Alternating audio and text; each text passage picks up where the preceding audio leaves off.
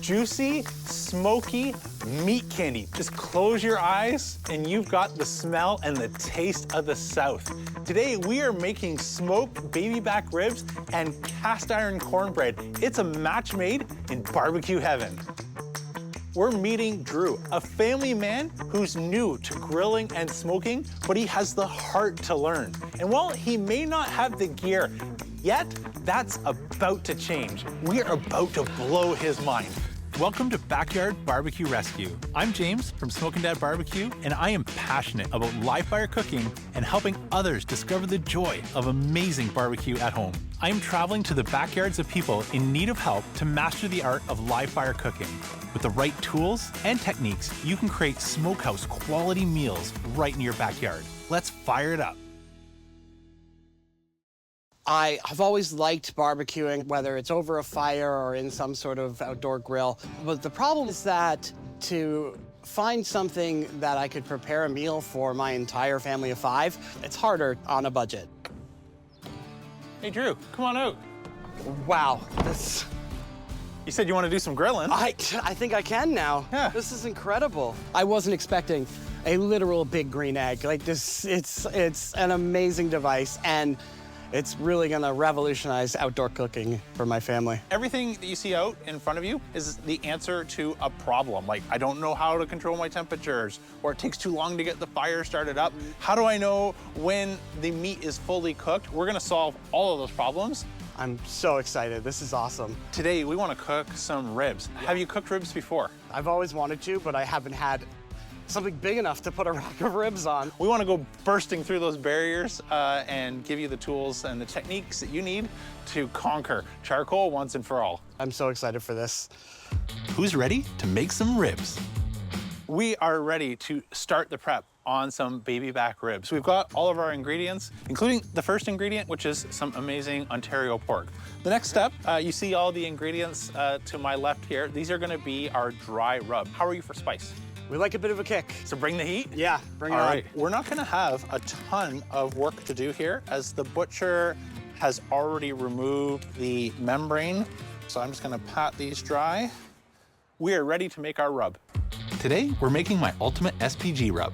What I'm gonna do is start with 2 tablespoons of fresh cracked black pepper. Just below the top of the line is our 2 tablespoons, 1 tablespoon of Diamond Crystal Kosher salt. If we have a regular sea salt in a grinder, could I use that? You can use it, you just wanna dial it down a little bit. Not using that much. They're not all created equally. That one in general is about 30% less. Speaking of taking the sodium way up, we're now gonna add a whole bunch of sodium and go for 1 tablespoon of Lowry's seasoned sea salt, 1 tablespoon granulated garlic, onion, same thing, it's more granulated, holds up better in the rubs. Paprika, we're gonna add some cayenne. So you said you're okay with a little heat?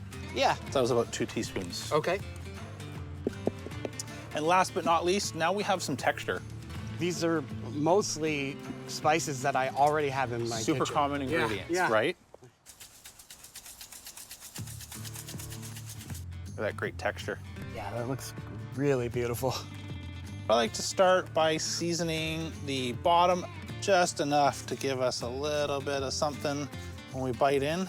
And I know it's called rub. You actually don't want to rub the ribs. You want to pat them as we rub. We'll push that right off. We're doing this about an hour before we fire up the grill. It's gonna give the salt time to start to tack up and adhere to the ribs. The smell, the textures, the colors, Right? these look so good already. Already look good. Ribs isn't something I would normally use a meter probe for, but since you're getting started, this is gonna give you all the information that you need to your phone, let you know exactly what's going on with the ribs, as well as what's going on with the grill. There's a ton of great resources in the app that'll give you ideas, tips, techniques. This is like a crash course saving years of your learning curve. Like a baby monitor for me.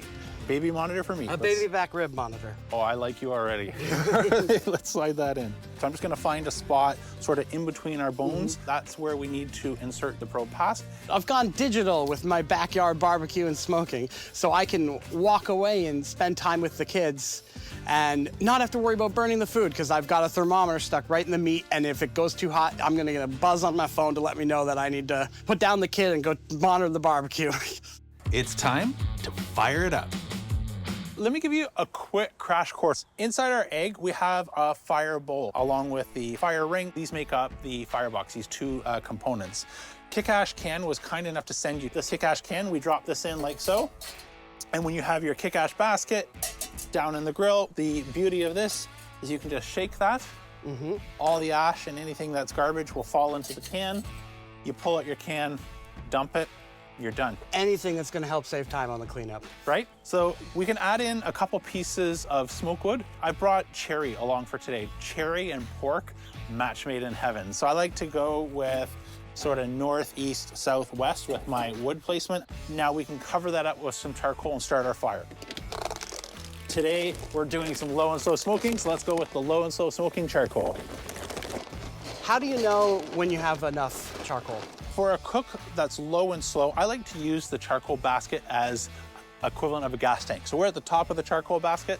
That's the full gas tank. So that's gonna be more than enough for a low and slow cook. If you're doing something like burgers, chicken breasts, or anything like that, you would need less than a quarter tank. Grab our grill blazer grill gun. Let me show you how to fire it up. Well, this is exciting.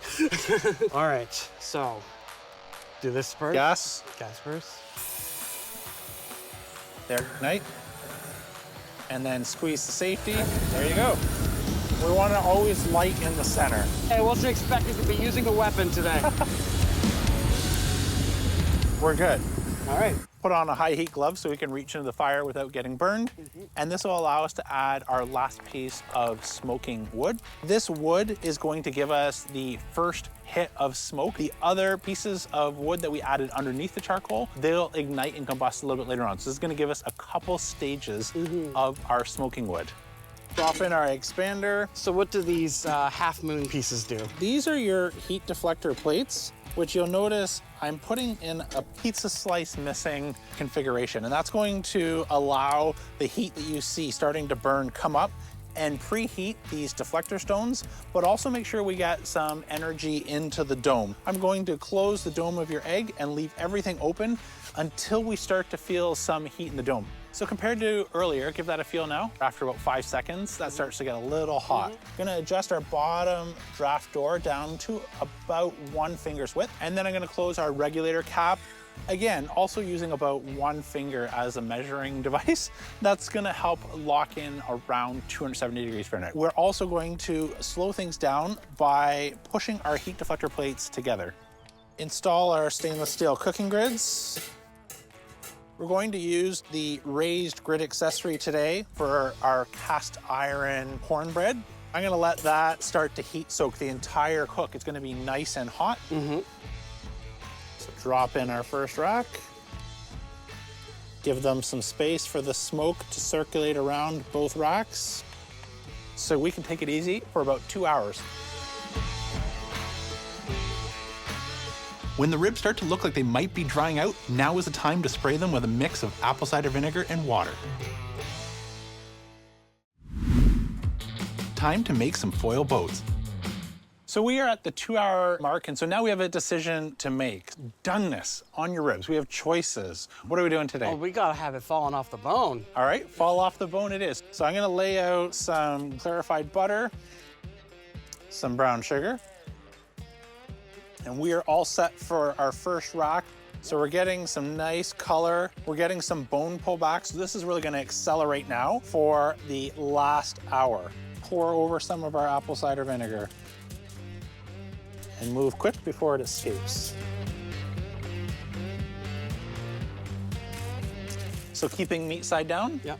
Back on we go. So those will be on for an hour, and then we're gonna get them off, let them rest while we cook our cornbread. You ready to start prepping our cornbread? I am. All right, let's do that. To make our cornbread, we want to start mixing all our dry ingredients. 3/4 cups all-purpose flour, 1 1/4 cup coarse ground cornmeal, 2 teaspoons baking powder, 1 teaspoon kosher salt, and 1/4 cup of sugar. Then we add in 8 tablespoons of unsalted melted butter, 2 eggs, 1/3 cup whole milk, and 1 cup of buttermilk. You keep doing this, you'll get really husky. It was a corny joke. Time to let our ribs rest. Oh, they smell delicious already. Smells so good. So in the recipe that we're following, they'll actually call for your oven at 425. I don't want to get that hot since we want to land at 375. So I have a cheat code. We're going to use our grill torch one more time. All right.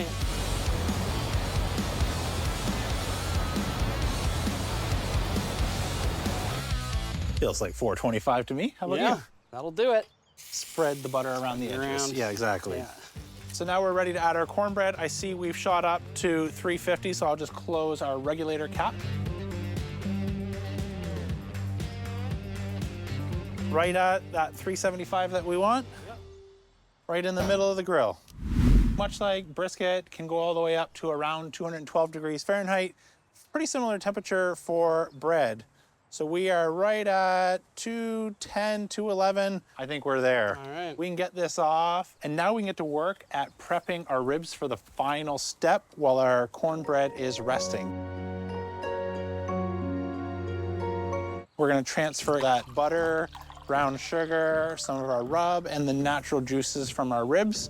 Add some barbecue sauce, about a 1/4 cup, as well as apple cider vinegar. Mix that up so we've got a dipping sauce.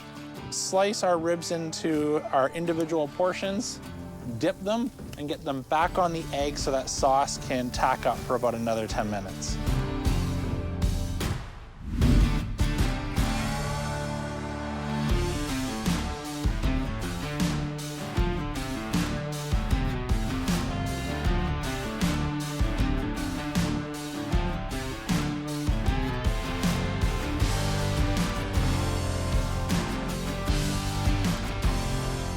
How do you feel? Your first ever rib cook. Hopefully they taste as good as they look. You ready to try? Oh, I was ready hours ago. Let's go. Cheers. All right. I think we nailed the fall off the bone. The final product surpassed all expectations I had watching it cook all day. They were so amazing. So I love that there's just like the perfect amount of kick to it. There's smoky flavor, there's spicy flavor, hint of the garlic, the sweet from the glaze, and the brown sugar. The most tender, juicy meat I've ever had. The bones were clean when we were done with them. These are fantastic. All right, let's try our cornbread. So you're asking earlier, why do we heat our cast iron pan? So we get this nice crust on the outside. Feels tender and fluffy. See how it tastes. Yep, it's buttery, it's flaky. Much like the meat falling off the bone, it's like melting. So good, right? I don't think I ever would have imagined myself making a big rack of ribs like this. This always seemed out of reach for me, and I honestly think that I could prepare this again by myself. I could say if I really wanted to, but I do really want to, so I will, I think, prepare this again. So today we made some amazing baby back ribs and cornbread that blew away Drew and his family. And it's not as hard as you think. So I encourage you to take that first step, start small, build the confidence. That's it for today. Don't be afraid to fire it up.